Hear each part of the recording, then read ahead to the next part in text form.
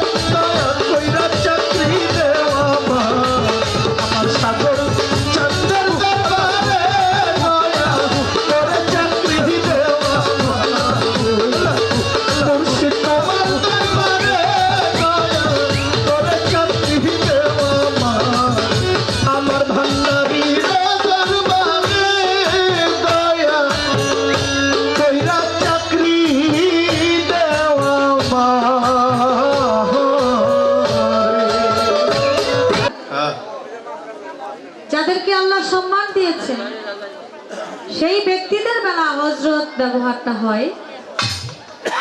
হযরত এমন একটি ভাষা, এটা সবার নামের উপরে সবার ক্ষেত্রে ব্যবহার হয় না।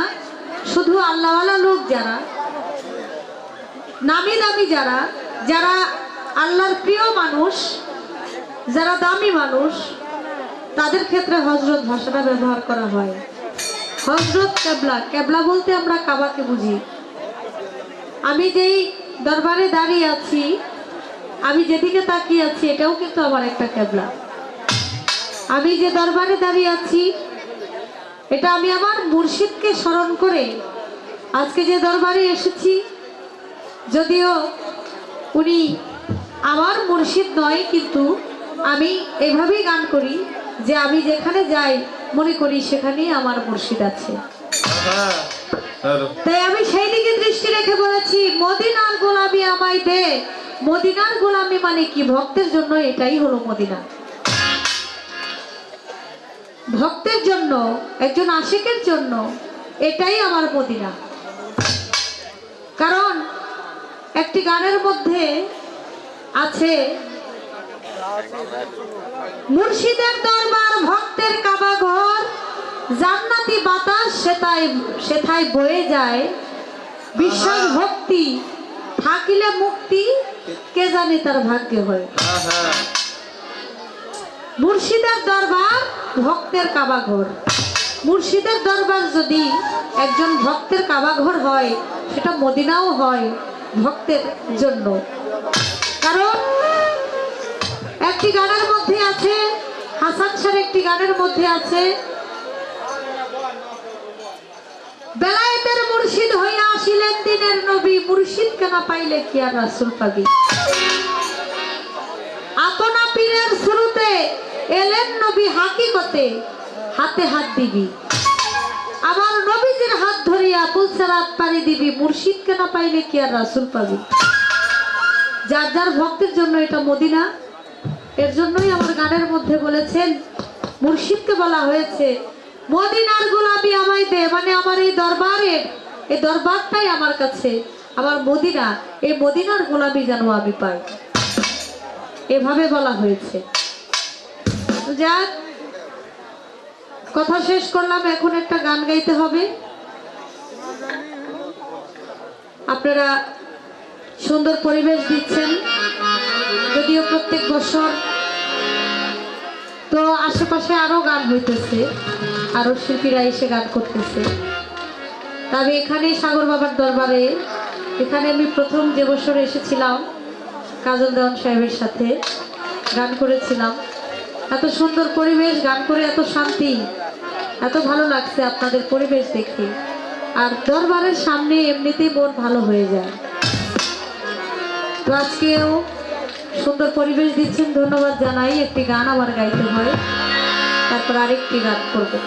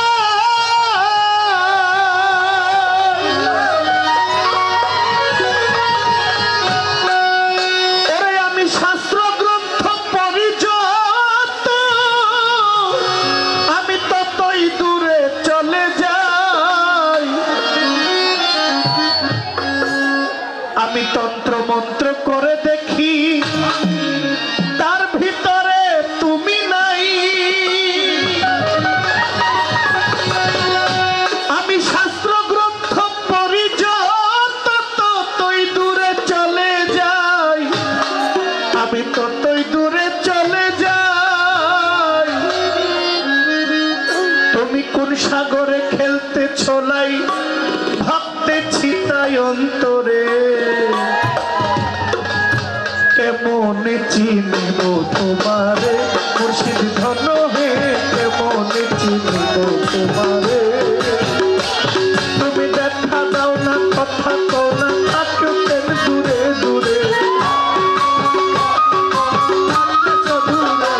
তুমি দেখা দাও না কথা কও না আর কত থাকো দূরে কেমনে চিনিব তোমারে মুর্শিদ ধন হে কেমনে চিনিব তোমারে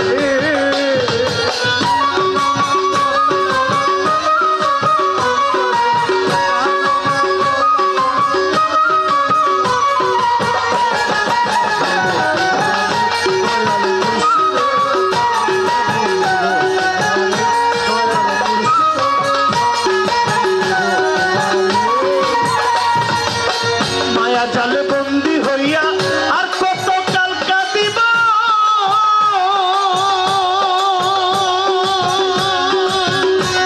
ওরে মনে নয় তোর সব ছাড়িয়া নয়ন জলে ভাসিব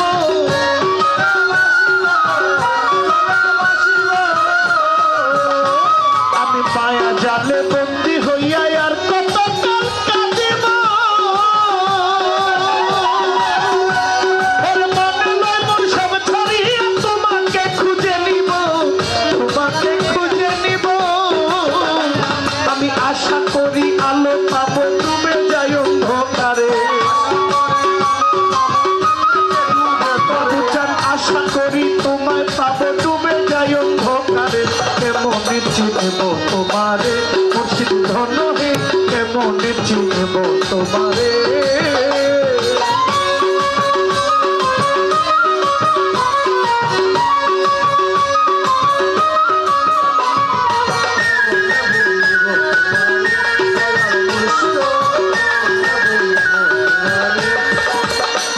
আমি তন্ত্র মন্ত্র করে দেখি তার ভিতরে তুমি নাই আমি শাস্ত্র গ্রন্থ পড়ি যত ততই দূরে চলে যাই ততই দূরে চলে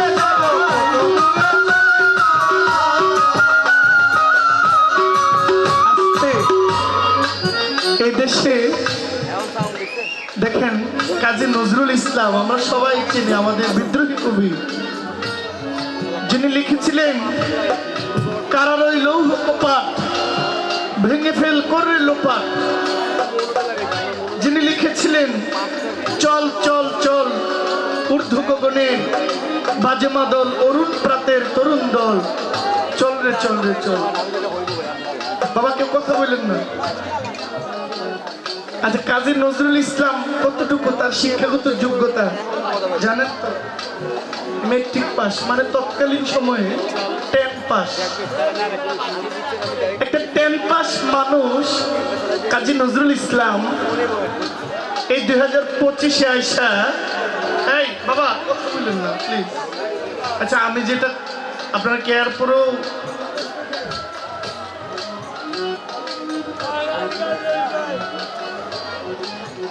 একটা 10 পাস মানুষের বই এই জামানায় না পড়লে তার ডিগ্রি অর্জন হয় না ইউনিভার্সিটিতে যান কলেজে যান একটা বিভাগ হয়ে গেছে কাজী নজরুল বিভাগ সাধক নজরুলের উপরে এখন পিএইচডি করা হয় পিএইচডি লাভ করা হয় আপনি ডিগ্রি নিতে গেলে আপনার বিসিএস ক্যাডার হইতে গেলেও কাজী নজরুলের বই আপনাকে পড়তেই হবে অথচ তিনি নিজেই 10 পাস মাথায় ঢুকে যায় আমাদের মাথায় যে ঐশ্বরিক দান আল্লাহর দেওয়া যে জ্ঞান এই জ্ঞান আর স্কুল খাতার বই কলম এই জ্ঞানের মধ্যে কতটুকু তফাৎ এই দেশের যারা বিচারপতি যারা জজ এবং যারা মানুষ কাইটা মানুষকে খন্ড খন্ড কইরা ভাগ কইরা আবার জোড়া লাগাইয়া মানুষটাকে জীবন্ত করে দাঁড় করায় কত বড় বড় শিক্ষিত মানুষ তারা এডুকেটেড শিক্ষাগত যোগ্যতা বেশি তা আল্লাহ প্রাপ্ত আরেকটা শিক্ষা আছে যেটা দরবেশার হয়েছিল যেটা কলমের মধ্যে পাওয়া যায় না এই জন্য লালন শাহ তার একটি গানে বলেছেন, মানুষ ভজলে সোনার মানুষ হবি, মানুষ ছাড়া খেপারে তুই মূল হারাবি।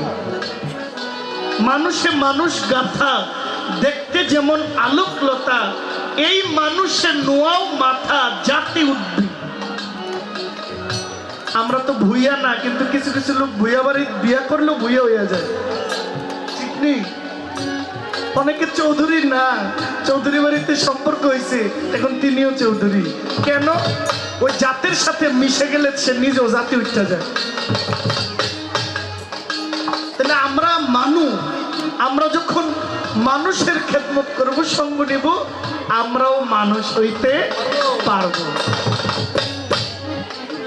এই জন্য বাউল সম্রাট আব্দুল করিম বলছেন, আমি তন্ত্র মন্ত্র পড়ি যত, ততই দূরে সরে যায়। শাস্ত্র গ্রন্থ পড়ি যত, তার ভিতরে তুমি নাই, তার ভিতরে তুমি নাই।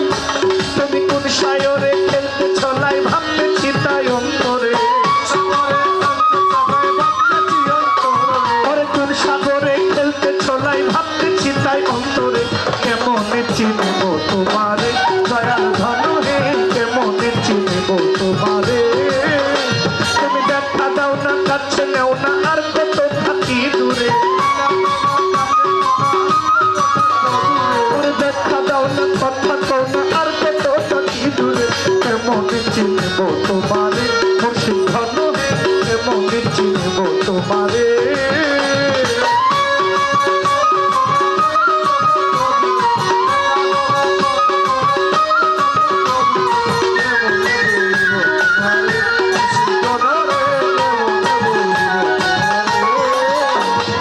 বাউল আব্দুল করিম বলে, দয়া করো আমারে,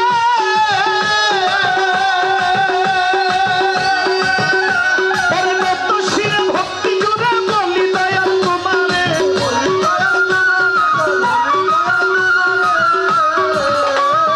বাউল আব্দুল করিম বলে, দয়া করো আমারে,